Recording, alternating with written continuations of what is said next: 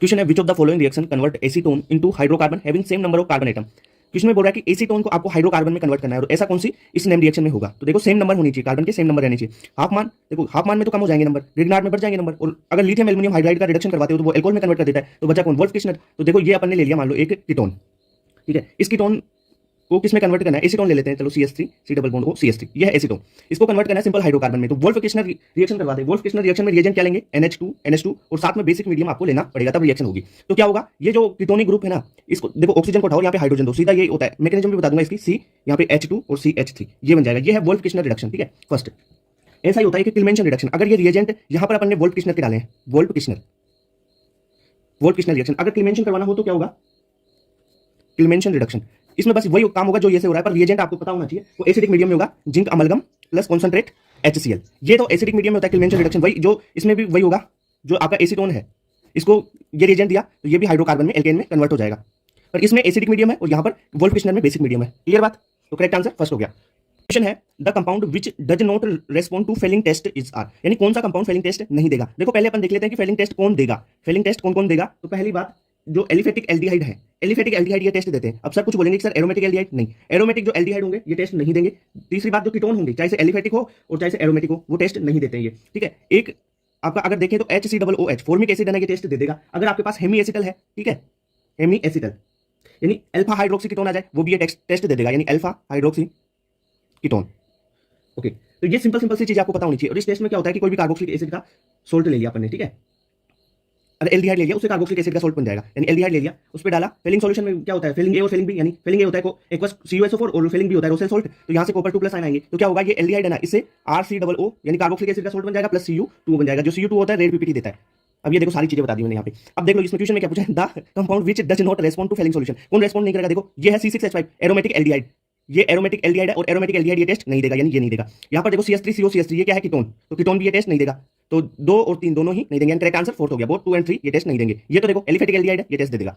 Okay, question है, ethanol and propanone can be distinguished by. अब देखो इथेनॉल यानी CH3CHO इथेनॉल हो गया, और CH3C double bond O CH3 ये हो गया आपका प्रोपेनॉन, ठीक है, यानी एसीटोन प्रोपेनॉन हो गया। अब इन दोनों में डिस्टिंग्विश करना है, किसके द्वारा कर सकते हो भाई। देखो ये है एल्डिहाइड और ये है कीटोन, तो एल्डिहाइड और कीटोन को तो आप टोलेंस रिएजेंट से भी डिस्टिंग्विश कर सकते हैं। तो करेक्ट आंसर सेकंड आ गया। अब देखो टोलेंस रिएजेंट में आपको एक चीज बता देता हूं, टोलेंस रिएजेंट इसमें क्या होता है, अमोनिकल सिल्वर नाइट्रेट होता है पहली बात, तो AgNO3 ammoniacal silver nitrate NH4OH, ठीक है, ये सॉल्यूशन होता है। कौन कौन टोलेंस टेस्ट देगा, टोलेंस टेस्ट किसके द्वारा दिया जाएगा।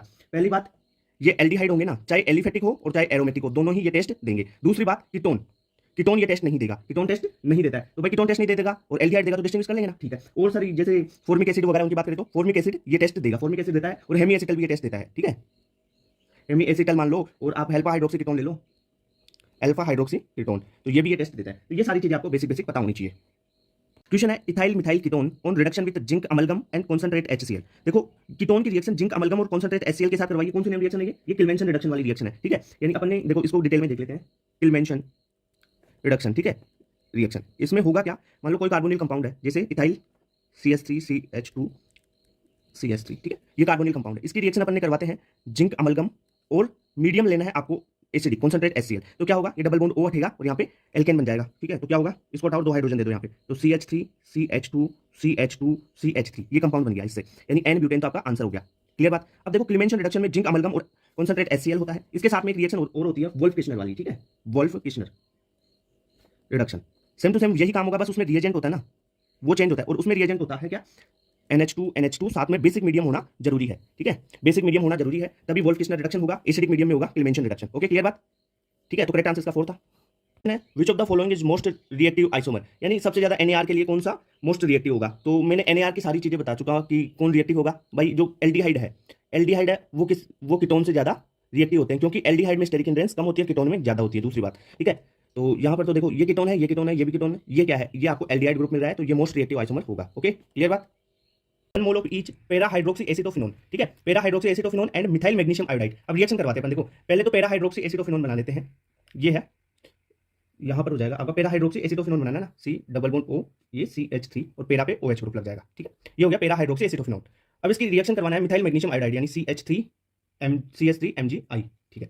CH3 माइनस Mg+, ये यहां से होगा। अब देखो इसके पास क्या है, पेरा हाइड्रोक्सीफिनोल है ना, इसके पास देखो OH ग्रुप है, ये एसिडिक हाइड्रोजन है, एसिडिक हाइड्रोजन है ना, ये ले लेगा कौन, CH3, और क्या फॉर्मेशन कर देगा, CH4 की तो फॉर्मेशन कर देगा यहां से, ठीक है। और जो मैग्नीशियम Mg और I है ना, वो इस O- के साथ में जुड़ जाएगा, ठीक है। तो क्या बन जाएगा, यहां पर अगर अपन बनाना चाहें C double bond O CH3, देखो O के साथ में MgI जुड़ जाएगा, यानी CH4 बनेगा और एक ये कंपाउंड बन जाएगा। क्लियर। तो कौन से में आ रहा है आपका, देखो फर्स्ट में देखो CH4 और MgO ये वाला बन गया एसिटोफिनोन के साथ है।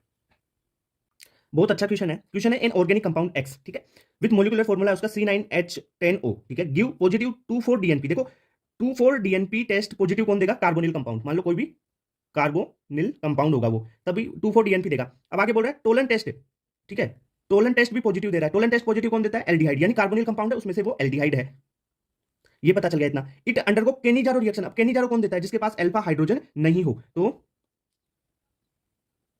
केनिजारो रिएक्शन दे रहा है वो, तो कौन होगा वो, मान लो उसके पास अल्फा हाइड्रोजन नहीं है उस कंपाउंड के पास, इतना पता चल गया अपने को, ठीक है। अब आगे दे रखा है it give 1,4 benzene di carboxylic acid, यानी वो benzene 1,4 benzene di carboxylic acid देगा, मतलब क्या है, ये बेंजीन और ये COOH ग्रुप और ये COOH ग्रुप, यानी ये कंपाउंड दे रहा है। It give 1,4 benzene di carboxylic acid, ठीक है, ओके, ऑन विग्रस ऑक्सीडेशन।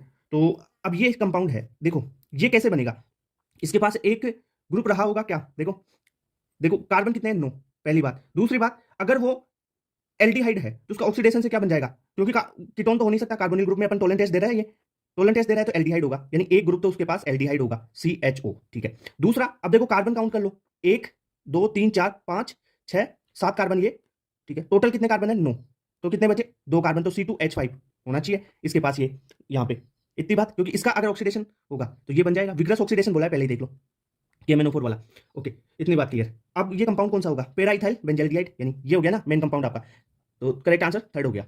देखो ऐसा कॉन्सेप्चुअल क्वेश्चन है, आपको ये देखना पड़ेगा कि कौन सा टेस्ट दे रहा है तो क्या होगा, फिर ये टेस्ट दे रहा है तो ये हो सकता है, कार्बोनिल कंपाउंड में एल्डिहाइड होगा, फिर केनिजारो दे रहा है तो अल्फा हाइड्रोजन नहीं है, ऐसी चीजें देखनी पड़ेगी आपको।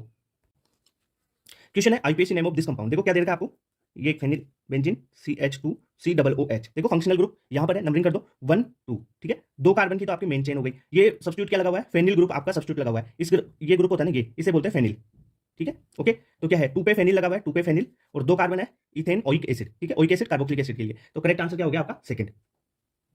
क्वेश्चन है the end product Z in the given sequence of reaction, ये रिएक्शन देखिए, देखो डबल बॉन्ड है और CHO है, NaBH4, जो NaBH4 है ना, डबल बॉन्ड का तो रिडक्शन करेगा नहीं, एल्डिहाइड ग्रुप का रिडक्शन करके इसको अल्कोहल में कन्वर्ट कर देगा, तो जो एक्स प्रोडक्ट है वो क्या बनेगा, देखो डबल बॉन्ड का रिडक्शन नहीं होगा, इस एल्डिहाइड का हो जाएगा, तो क्या बनेगा CH3 CH double bond CH, ठीक है, CH2 और OH, ठीक है, ये बन जाएगा आपके पास पहला प्रोडक्ट, CH है ये, है ना।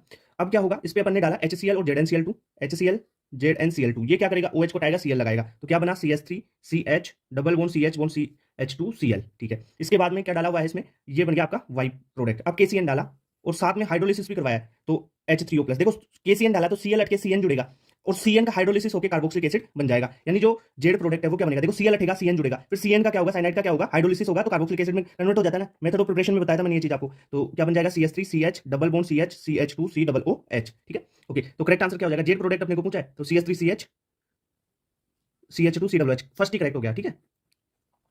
MnO4 और KOH और इसका H3O+ डाला तो क्या कंपाउंड बनेगा, देखो टोलुइन है ये, ओके, CH3, पहले अपन डालते हैं इस पे KMnO4, इसके साथ में हीट दे दिया, KOH डाल दिया, तो क्या बन जाएगा, सोल्ट बना लेगा ये कार्बोक्सिलिक एसिड का, तो COO, फर्दर आप क्या करो इसमें H+ डाल दोगे तो क्या बना देगा, ये COOH बेंजोइक एसिड, ये है बेंजोइक एसिड,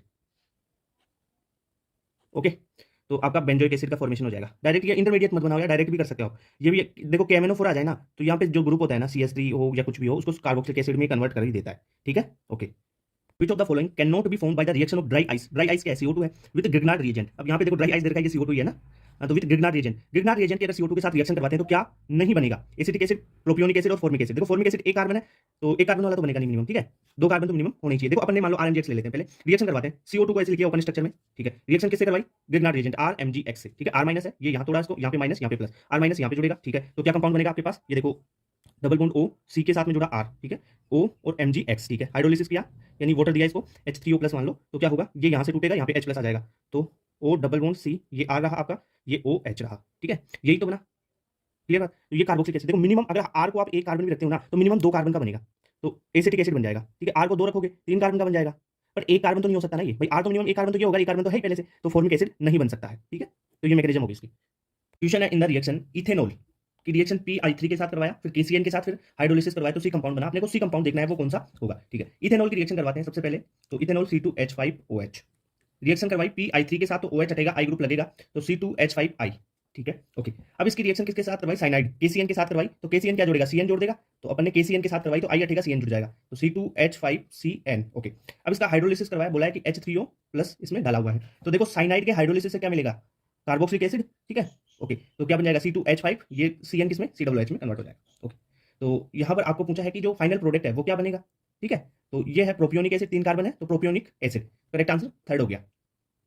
क्वेश्चन है which of the following is the correct order of acidic strength. Carboxylic acid है ये, इसमें आपको पूछा है एसिडिक स्ट्रेंथ। देखो जो एसिडिक स्ट्रेंथ होती है ना वो इलेक्ट्रॉन विड्रॉइंग ग्रुप के डायरेक्टली प्रोपोर्शनल होती है। अब यहाँ पर देखो क्लोरीन दे रखा है आपको, जो क्लोरीन है, क्लोरीन क्या है, इलेक्ट्रॉन विड्रॉइंग ग्रुप है, ठीक है सर। अब इसमें आप एक कॉन्सेप्ट पढ़ते होंगे DNP, ये ट्रिक है, पहले अपन डिस्टेंस देखते हैं, फिर नंबर देखते हैं, फिर देखते हैं पावर, ठीक है, DNP।